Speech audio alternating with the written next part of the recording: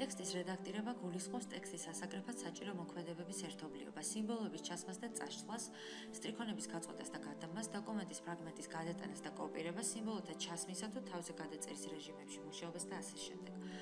როგორც ხედავთ, ზედა მარცხენა კუთხეში ციმციმებს კურსორი. კურსორი გვიჩვენებს იმ ადგილს, საიდანაც დაიბეჭდება კლავიატურაზე აკრეფილი სიმბოლოები. კურსორის გადატანა სხვა ადგილზე შესაძლებელია, რა თქმა უნდა, მარტივად ტექსტის სხვა წერტილში უბრალოდ მაუსის დაწკაპუნებით და ასევე კლავიატურიდან კლავიშების სხვადასხვა კომბინაციებით.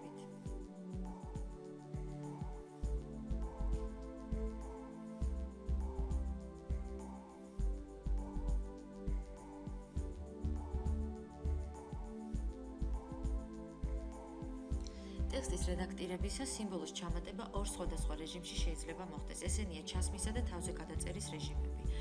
ამ რეჟიმებს შორის გადასართულად ჯერ საჭირო ოვერტაიპის ჩართვა სტატუსის ზოლის კონტექსტური მენიუდან.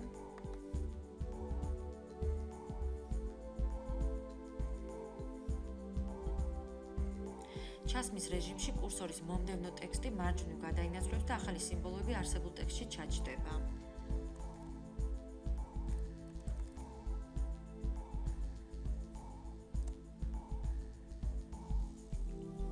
ხოლო ზემოდან გადაწერის რეჟიმში აკრეფილი სიმბოლო მომდევნო სიმბოლოს წაშლის და თავზე გადაეწერება. ამისთვის, რა თქმა უნდა, ჩართოთ არა insert ჩამთველი, არამედ overtype ღილაკი.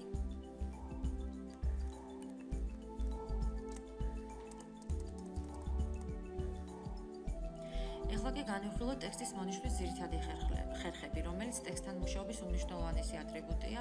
ტექსტის მონიშნვა საჭირო ყოველთვის, როდესაც მასზე რაიმე მოქმედებაა შესასრულებელი. მაგალითად, შრიფტის გამოცვლა, შრიფტის ზომის, ტიპის ან ფერის შესვლა, ტექსტის წაშლა ან გადატანა და ასე შემდეგ. მაუსის მაჩვენებელი მივიტანოთ მოსანიშნე ფრაგმენტის დასაწყისთან, დავაფიქსიროთ მაუსის მარცხენა კლავიში და გადავიტანოთ ფრაგმენტის ბოლოში. მონიშნული ფრაგმენტი მუქი ფერით გამოიყოფა.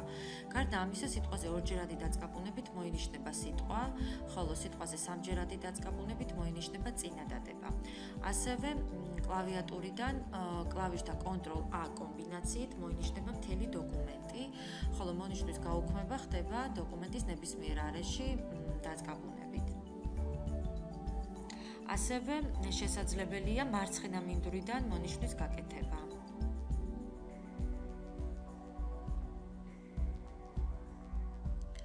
სტრიქონის გაწყვეტა ტექსტში შესაძლებელია Enter-ის საშუალებით, ხოლო მისი გადაბმა Backspace-ის საშუალებით. გავაკეთოთ ესეთი მარტივი მოქმედება.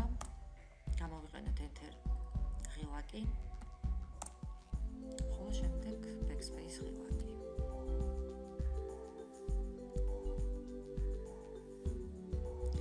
იმისათვის, რომ გავიგოთ, სადმე შემთხვევით დავაჭირეთ თუ არა Enter-ს, არსებობს ღილაკი, რომელიც მოთავსებულია Home menu-ს პარაგრაფ ჩანართში. აი ესეთი ღილაკია. ამ ინსტრუმენტზე დაჭერის შედეგად ტექსტში ჩნდება სიმბოლო, რომელიც გვიჩვენებს იმ ადგილს, სადაც გავაკეთეთ აბზაცი. სიმბოლოს წაშლის შედეგად აბზაცი აიწევს თავის ადგილას და ტექსტი გასწორდება.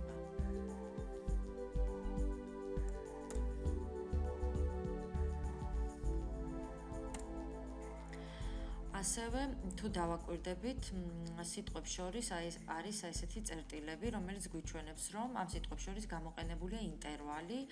ინტერვალი, ანუ ალბათ ვიცით, რომ კეთდება კლავიატურიდან ღილაკით, რომელსაც ქვია ჰარი, ანუ ეს არის კლავიატურაზე ყველაზე მოგრძო ღილაკი.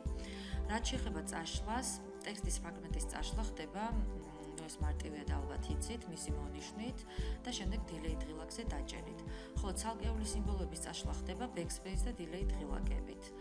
ჩავაყენოთ კურსორი, Delayed ღილაკის გამოყენების შემდეგ წაიშლება კურსორის მარჯვნივ მდებარე სიმბოლო, ხოლო Backspace ღილაკის გამოყენებით წაიშლება კურსორის მარცხნივ მდებარე სიმბოლო.